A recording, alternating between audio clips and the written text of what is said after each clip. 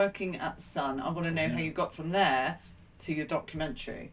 I first got a bit depressed working nights because, and it was mostly Friday. Talk about your deep depression. My deep depression. Well, actually, I never got depression. I don't think I have that in me. I don't get. Because you're too much of a realist.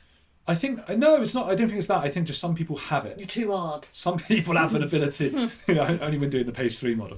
There's a joke about hardness, but no. I got it, but I just decided not rubbish. to react. It was. It was. Some guys and women just have something in them. I think that is very difficult to empathise with. Not say I can sympathise with it. It's hard to understand it because it doesn't get in my head. That's not to say I can't be sad, but I get sad because sad things happen, or I think about death or something. But to have some say it's a chemical imbalance. Other people say, oh no, that's not actually what it is. Whatever it is, I don't. My body and mind doesn't do that. The depression thing. Psychopath. Yeah, I don't. Yeah, well, I don't know what it is. I'm sort of quite all right. I can get really upset. My football team loses, or Oh my god. Do you have fear of death? Oh yeah. Do you? Yeah. Massively. So Any that can get me really sad thinking about that. What leaving people, or that's part of it. like the fact that nobody would turn up to your funeral? But that doesn't bother me.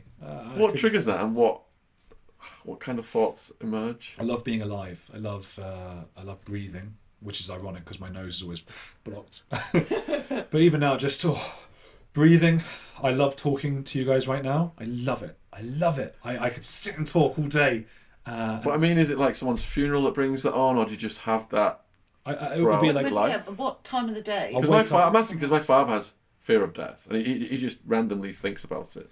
Are you at that level? Yeah. At times, I'll wake up at like 3 a.m, just needing a wee or something, and then I'll lie there, and it will just be like, oh God, like the nothingness of it all. I don't want that.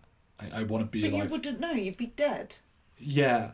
But I wish it didn't make me feel utterly depressed thinking about it. I love being alive. I love it.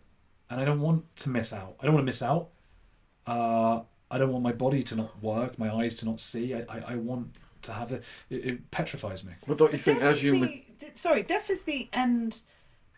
Like, obviously, there's certain things in life that are inevitable. Life, taxes, death, right? So it's inevitable. Is it dying that scares you? I mean, that's horrible as well.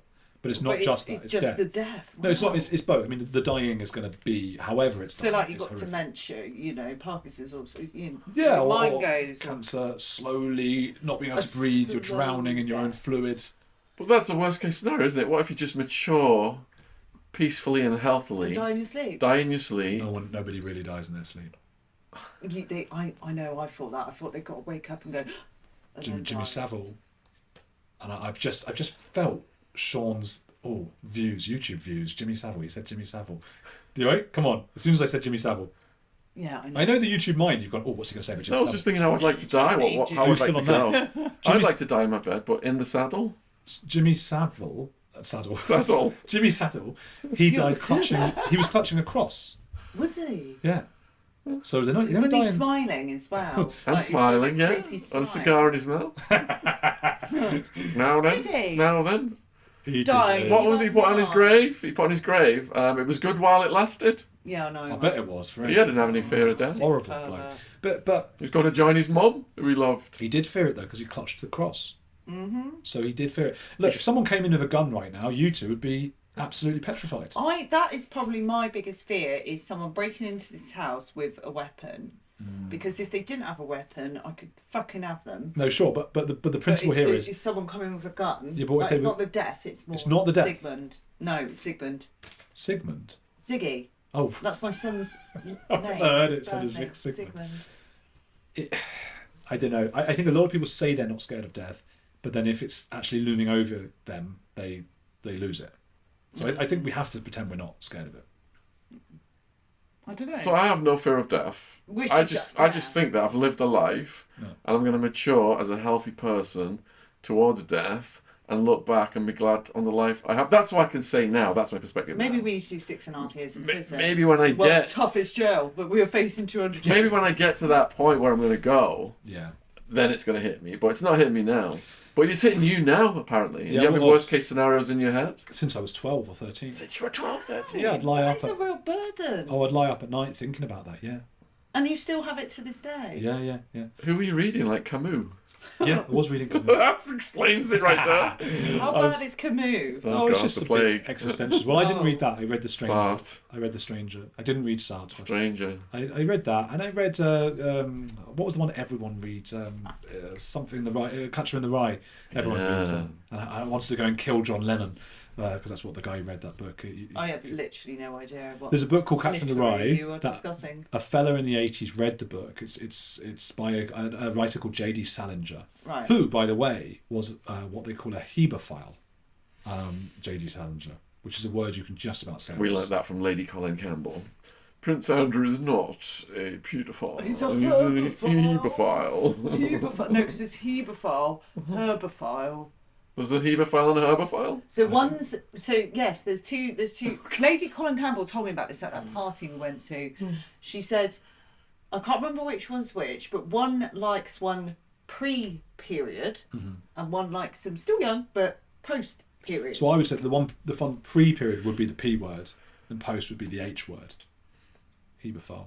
He was into sort of 14. He was into 14-year-olds. He wrote this book, The Catcher in the Rye, and Catcher in the Rye is about a 15-year-old kid who just hates his school and hates everyone. So all 15-year-old kids read it, and they're like, "That's me." And it didn't have anything really to do with John Lennon, but for some reason, the guy who killed John Lennon read it, became obsessed with it, and felt like the book was telling him, "You must kill John Lennon." A lot of it was to do with phonies. The kid finds all the teachers, all of his family, they're all phonies. And John Lennon, I think he saw as saying one thing while selling out. I don't know, it was so mad in his head. And he went and shot him in the back a bunch of times because of the book. Oh wow, I did not know that. You are like a walking encyclopedia. On a scale of posh accents, do you rate Steeples above Lady Colin Campbell? Oh. I think they're both about the same, aren't they? Have you interviewed Colin Campbell? No. Yet. I think that'd be quite a good one to. Yeah, maybe one day. I don't know. I think we might. Right. Go on. Back to your story, documentary, getting up to the exorcism. Boring. You went to Argentina. I was depressed at the sun. Yeah. You're I went to depressed, Colombia. You're thinking about death. Yeah, I was thinking about death. What shall I do? And I went to Medellin in Colombia. And you thought, hey, I'm going to be a Shen version of Louis Theroux. What's Shen? It's like cheap clothes shit. Shen? Shen. It's like your name. Just make that up, Shen.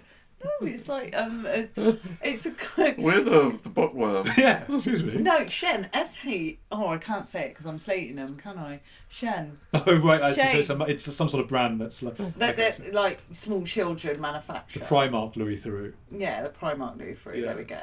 Yeah, well, it was initially just Have you ever been called the Primark Louis Theroux? I've been called. The Poundland. Somebody very high up at Channel 4 said we can't take your idea because you look too much like Louis Theroux. I think you look more like the guy who got caught with the hooker on Hollywood Boulevard. Hugh Grant. Yes. You knew that was his name as well. You just wanted to drop that in. Yeah, well, he's short. I'm much taller than him. But Louis, yeah, I don't think I look that much like him, really. No. It's just that we were white men. My brother is a spit of him. Really? Yeah, You it's have to quite show me. creepy. I swear you've started dressing more like him. Like Yeah. Louis or Hugh? Hugh. Yeah. You must Hair. have. So you would have known him from probably his Jimmy Savile one or many of them. Oh, Louis. He was saying Yeah. Hugh. He Oh, was saying I look like Hugh. yeah, different story.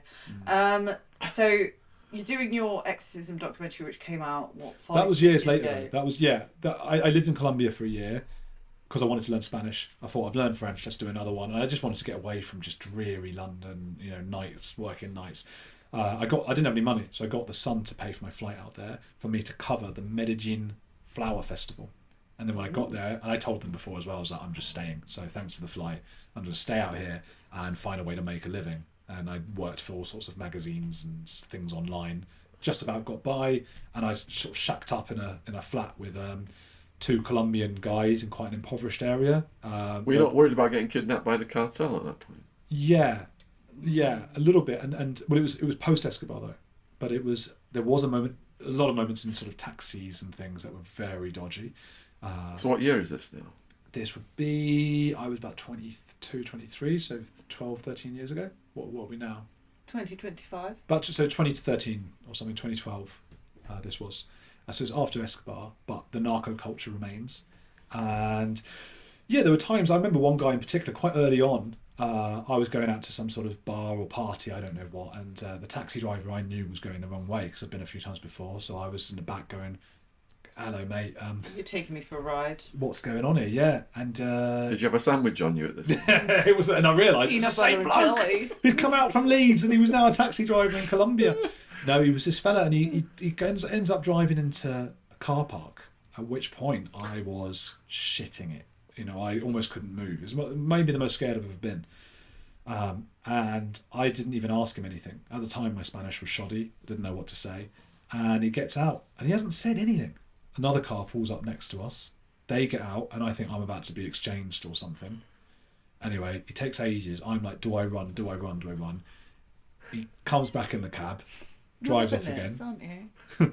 Drives off again. He hasn't said a word. And then eventually, he stops at traffic light, turns around, and goes, "Cocaína, ¿Quieres?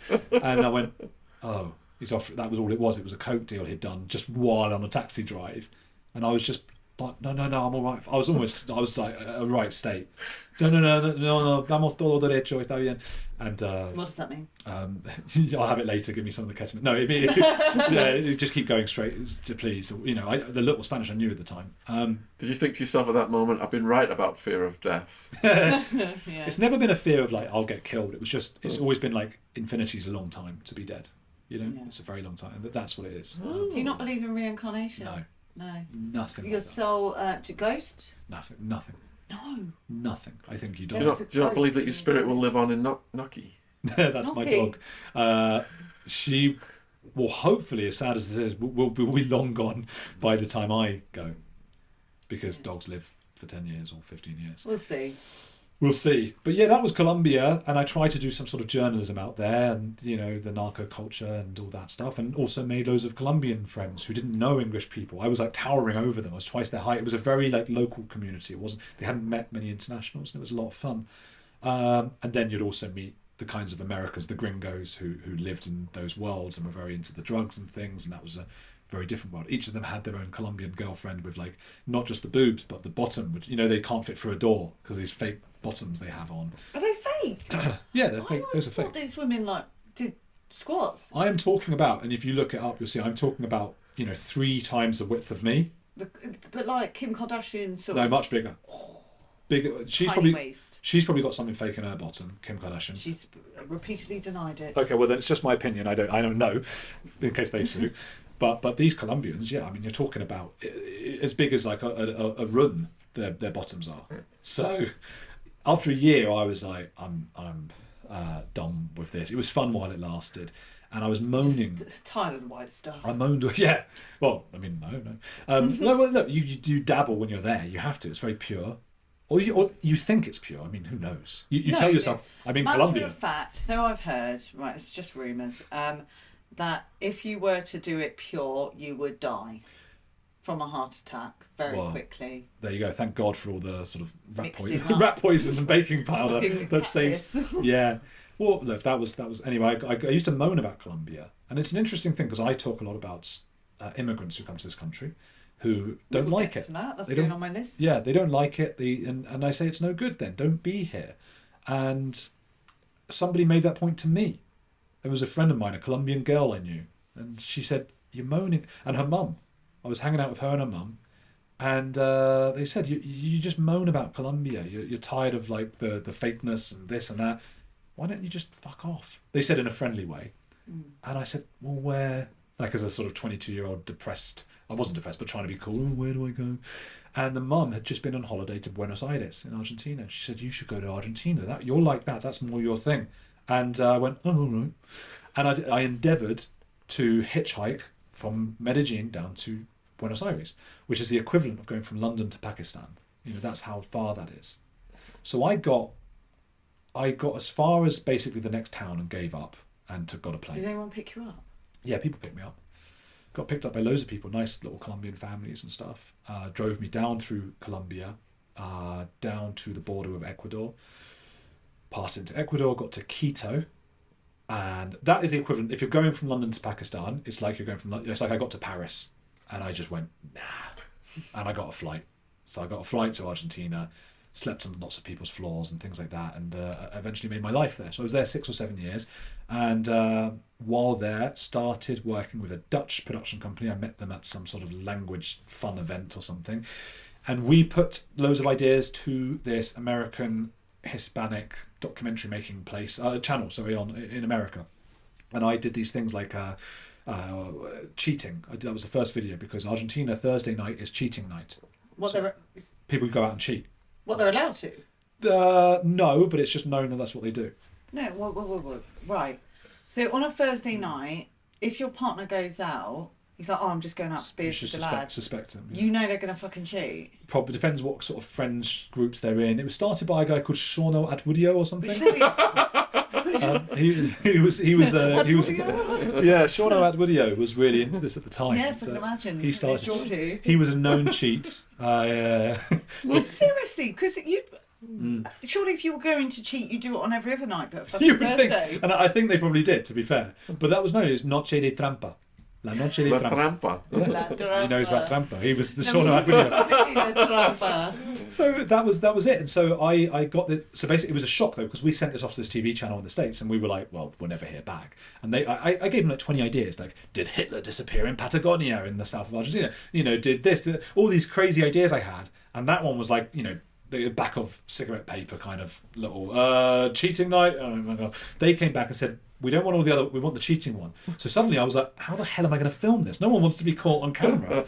So I went to all these different clubs, nightclubs, walking around like, hey guys, will you go on, are you cheating? And they'd be like, oh yeah, look, we're actually both not a couple, but my husband's at home, his wife's at home. And I was like, oh, can we film it? They went, what? No. Yeah. Out. So we couldn't film it, and we're sitting there going, gosh, this is my first documentary to sell to, and they've bought it for like, I don't know what, $4,000 they were paying us or something, which at the time was a huge amount of money for it was like between 5 of us or whatever, but it still felt, you know, I was minimum wage, I was 23, so I can't believe they're paying us for this. It was amazing. And oh shit, we can't film this. So what we did, we found the Argentina's most popular radio show, which is called Perros de la Calle, which means dogs of the street. But it's a program they have on there called Dar para darse. It means like give to give. There's no English translation, but it's a way of chatting someone up. And on this show, what you do is people call in and they say, I really fancy my mate's mum. And then they put him in touch with the mum. No, but they put you in touch with the mum on the phone. So the mum picks up like, hola. And the game is, I don't know why, you've got to ask 3 normal questions first. So the mum picks up, this kid's going, hey, it's your kid's friend from school, and how are you? That's question number 1. So she goes, fine. Why are you calling me? Kind of thing. She's like, this is weird. And then you got to go, yeah. What are you doing today? You know, you have to ask 3 questions, and after that, you can then say, dar para darse, which everybody in Argentina knows means, do you want to hook up? So is it like, what is it? Voulez-vous coucher avec moi? Yeah, it is that kind of. It's a bit cruder than that, because I mean that French saying is very literal. Like, would you? I mean, even voulez-vous, you're speaking to a sort of a person professionally almost, because they're using the vous form instead of tu. It would be veux-tu, like would you like? Yeah, do you want it? It would be more casual. Voulez-vous is almost like maybe a maitre d' kind of way of saying, would you like to sleep with me tonight? Whereas this dar para is like, fancy it? Fancy a fuck? Yeah, it is that. Fancy a shag. And amazingly, I don't know how this happens, but an unexpected number of like mums on the phone, or whoever it is, say yes. And you go, what? How is that possible? So they say yes, and I don't know what else happened. It's just this mad show, and it's the most popular one. So I thought, I'm going to go on it. So I got in touch with them. It was a whole thing, and they let me come on. So I was on the show, and people are calling in, and I'm giving them advice about love in Spanish and all of this mad stuff. And we're filming me talking to them. It was the only way to do something about cheating, really. As it happened, by complete coincidence, the person who was on after me was the actor Viggo Mortensen. He was on the show right after me, the guy from Lord of the Rings, because he grew up in Argentina. He's half Danish, half Argentinian, but lives, I think, in America. So he speaks Spanish with a very Argentinian accent. He's very like, yeah, whatever, mate, all in Spanish. And they asked him, hey, what did you think about that guy and all of his, cheating thing? He's like, oh, what an idiot, about me. He's saying, what an idiot, they don't know shit about their stuff. What about England? They cheat more, because it was like he was defending the Argentines, because it was like it became me trying to say Argentina was all cheaters and the English wouldn't. So it got like a nationalistic thing. Next thing I knew, this was like front page news in Argentina, that Viggo Mortensen, the Hollywood actor, had defended Argentina against this horrible Englishman, which was me. And so all the TV channels, the equivalent of Have I Got News for You or Saturday Night Live in America, were all calling me up. They wanted me on. And we're going, okay, we've got more for our documentary then. Thank God we've got something. But my producers are all saying this, with the Dutch guys I was working with. I'm going, hang on, you're going to put me on live TV where they're grilling me in Spanish, and I've got to put, and they were like, yeah. Within a day, I'm on the most popular TV show there, and I thought they might find it funny or whatever, I don't know. But I got there early, and I saw on the panel where you sit, like everyone's going to come and sit. I was there before anyone else, so I saw the guy's questions, and I had a little look, and it said, if he's a bit of a dick, start pushing him about the Falkland Islands. And I was like, oh, this is actually going to be a hostile thing. Whoa. I didn't realise that.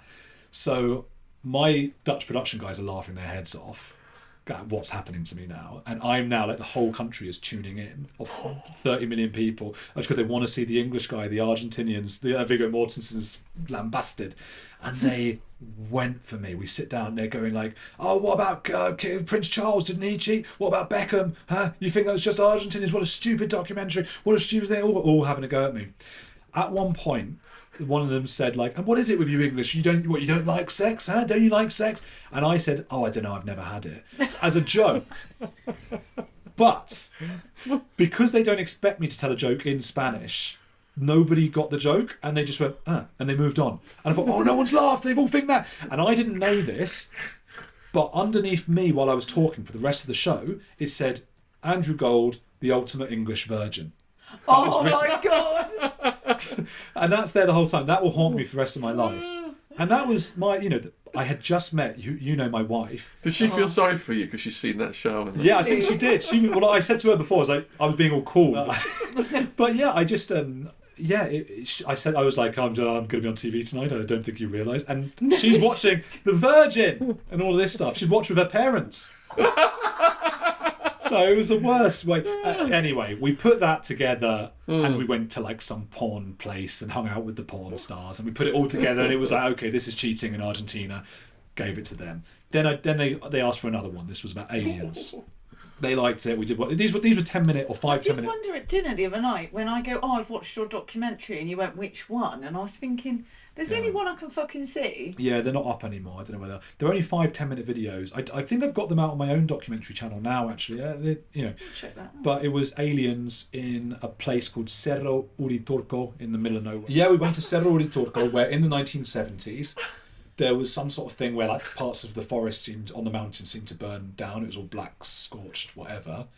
And everybody thought it was aliens. And so it became this new age hangout in the middle of the countryside outside of Cordoba in Argentina. Mountains is a beautiful part of the world. And it's become like silly. It's almost like, you can imagine it, like all the shops are like silly alien figures everywhere. People are making money out of it. And it's become a tourist trap, really. But there was a guy, there was a weird thing that happened there. It was a weird murder. Where this couple went to sort of be shown by a guy showing all the alien stuff, and he was funny. He's still thinking about the giggles from the prostate conversation. This fella who was showing them around the aliens, that he bashed them both, the tourists, on the head with a rock, killed them. Why? Don't know. So that had happened, and alien stuff and all that. So I went and I got shown around the alien museum, and then these tour guides took me out at 5 a.m. or whatever to see the lights of fifth dimensional. Aliens from the fifth dimension. And you've seen these lights, yeah? I saw the lights, but I said, and I say in the documentary, they look like car headlights, because it was quite far in the distance. And they were like, no, that's fifth dimensional aliens. And I was like, but are you sure though? Because it looks like third dimensional cars. And they went, no, fifth dimensional aliens. And there's not much, we couldn't go much further than that. What about Will of the Wisp? Will of the Wisp? What's that? You got the bookworm. Will of the Wisp? Yeah. What? Those ethereal lights that Wind in the Willows. You see around swamps. What have you two been chatting about? You've had like some sort of like Liverpool version of Wind in the Willows. Yeah, Backstreet. Don't you know Will of the Wisp? Look, your dad's been reading it. Your dad wrote it. Please support me in the comments, viewers who are familiar with Will o' the Wisp. We did the alien stuff. We had a laugh. It went out on some sort of TV channel. I don't even know where in the end. It was said to have gone out to HBO, which I was very excited about. But then I called HBO and it was just some receptionist, and I was like, it's supposed to have happened. It was a good documentary as well. How much did you get for that? They gave us I can't remember what it was now, but it was a good few grand, which we spent on again at the time. You're so excited, but as a kid, you're 23 years old, that we got the posh buses that took to take us with a because it's 10 hours, so we went overnight. It's you get to lie down and you have your own little bits, and we spent it all on that. I didn't, you said you went overnight. Was that a Thursday night? Not cheated then. So no, that was great fun, and we did bits and pieces like that. And then I made some for some French TV channels as well. I got to use my French and my Spanish in the same video. One about porn in Argentina. Tell me more. It wasn't that interesting, really. It was just we went and looked at how the porn industry was sort of dying. It was getting a bit depressing. And I went and hung out on a scene where... it was depressing. Yeah, we were watching... I was watching a scene, but it was these sort of quite old people, and it looked really shit. And I was just like, oh my... And we were showing how depressing it's gotten. Because all of the stuff now is the OnlyFans stuff, the porn directors, it was the end for them. That was interesting to be there while they're filming a porn. That's part of why you do this, and I think you guys are very similar. You want to be in that. There's a great Peep Show moment, the TV series Peep Show, where Mark ends up doing drugs, which he really doesn't want to do, and he's feeling out of his lane, and he goes, I'm Louis Theroux, because he's just trying to, I'm here as an observer, and everything's okay. And that was the feeling I got. It was I'm here, I'm with weird, strange people, and let's enjoy this, because you only live once. So that was a porn one. I did another one, funnily enough, about the Argentinians' blind national football team. So I went around kicking a football around with them. Did they still play football better than you? They did. It's unbelievable what they do, because the ball has a bell in it, and that's how they know where it is, and they run around and they can kick the ball. Unbelievable. Oh. And the fella... Why are you laughing at that? He's just imagining it. Sounds a bit rude, doesn't it? It's mad. They're all bumping into... They do bump into... There is a lot of bumping into each other. Why have you got such a stupid mind? But this fella, who was one of the players, I went to his family. We hung out with his family. They're from the slums of Argentina. They're from the poorest parts you can imagine. They live in it's an absolute shithole, and they all sharing one big room, that kind of thing.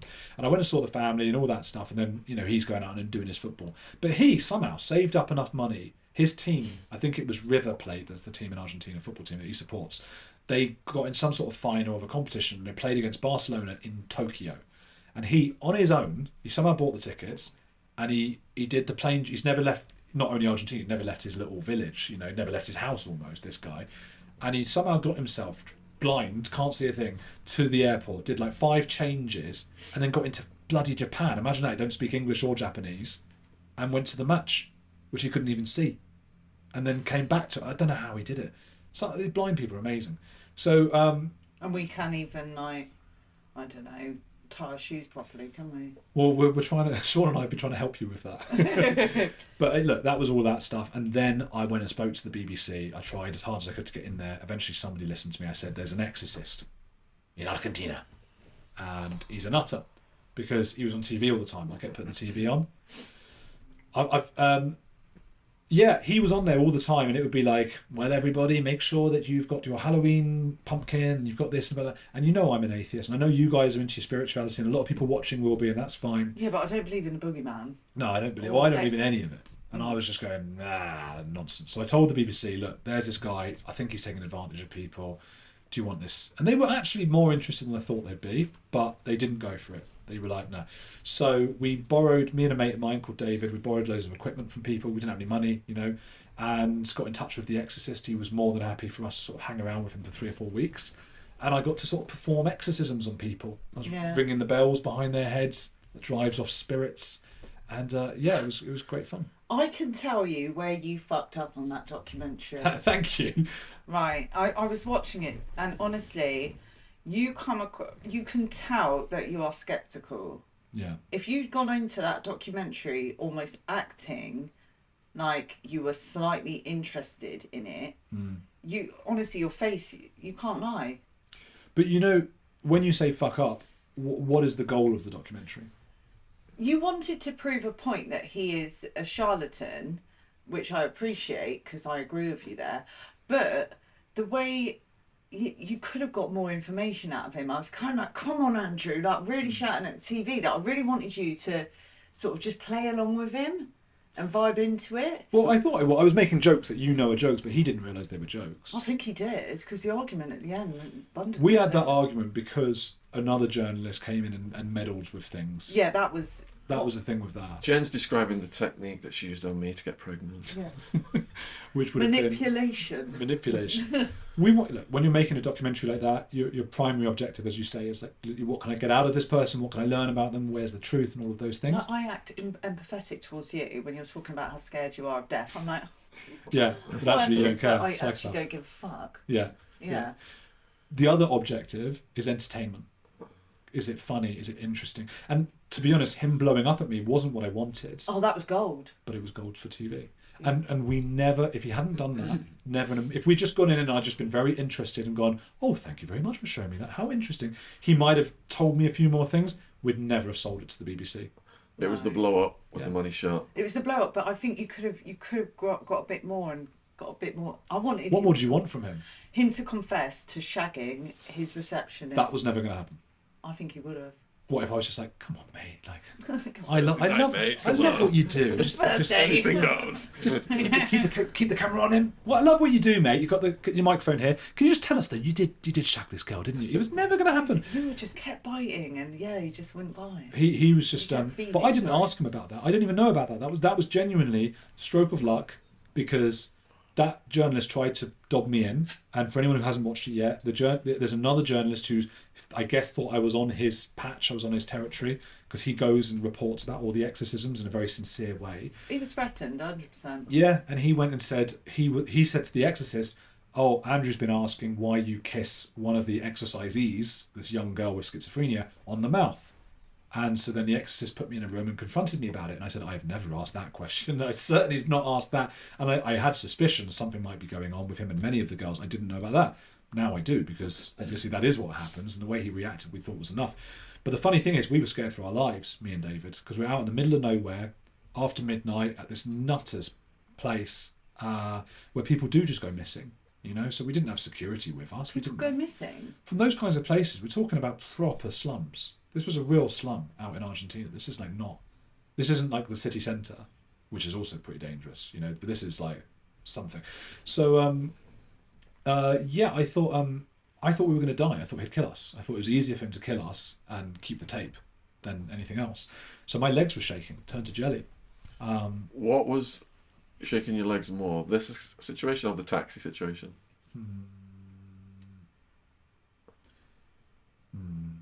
This. Yes. Because I'm being screamed at and being told I've done something I haven't done. It's all the things together. And for anyone who hasn't seen it, you've still got the camera on, but it's just not facing. Yeah. You can hear all the arguments going on. Yeah, it was nuts. It was not, and the thing is, Have you seen it? Yeah. We had to cut it because it was, you know, documentaries. It ends up being about 40 minutes long, so we cut that scene to like 2 minutes. But he was screaming at me for an hour, so I thought. Yeah, it was horrible. He had all his cronies in there as well. There's like 5 or 6 henchmen. Yeah, because he tried sending your cameraman out, didn't he, and just having you on his own. No, he tried to get back in. He wasn't in the room, so he had the camera outside. Yeah, but we realised my mic was on, and so he just had it outside filming the door. Yeah. But he tried to get in at one point, and the exorcist slammed it shut. He was going, no!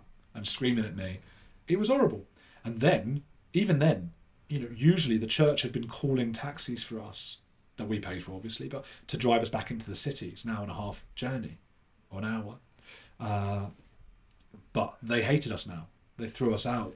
So suddenly we're there with very expensive equipment and what we need, which is this whole film we've been working on for weeks, in this very dangerous area, standing out like a sore thumb as these clearly English white men. That was really... And what taxi can we trust? We're on the street, you know, so we're panicking. We've had a horrible experience where we've just been, you know, screamed at for hours. thinking we might die, and now we're still thinking we might die. What's going to happen here? Eventually a taxi did stop, and it was only, and we kept looking out like, are we getting closer to the city? Is this the right way? And it seemed okay. And only as we started to get near did me and my director there, we started going, because we thought we'd screwed up, and we thought, oh God, we're not going to be able to continue filming now. And then we went, hang on, were you filming? Yeah. Oh, was your microphone on? And we're checking everything. It was all on. We kept it all on.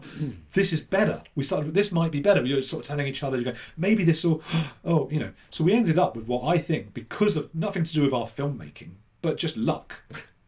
One of the best thing I'd made, one of the best things I've seen. People should check it out because it's so insane. I'd never seen a priest screaming like that caught on camera. No. So we're going, we might have a chance of selling this. Because he was being really protective of what was being filmed to then lose his shit like that towards the end. That was gold. Yeah. It didn't look good for him. And so we thought, okay, if they're ever going to take something from us, the BBC, this will be it. But it was still another 2 years while I was working, minimum wage jobs, of hassling and pushing and emailing every TV channel, every production company. I sent about 50 emails a day for about 2 years to all different people, until finally someone at the BBC said, if we watched your film, will you stop bothering everyone here? And I said, yes, please watch it.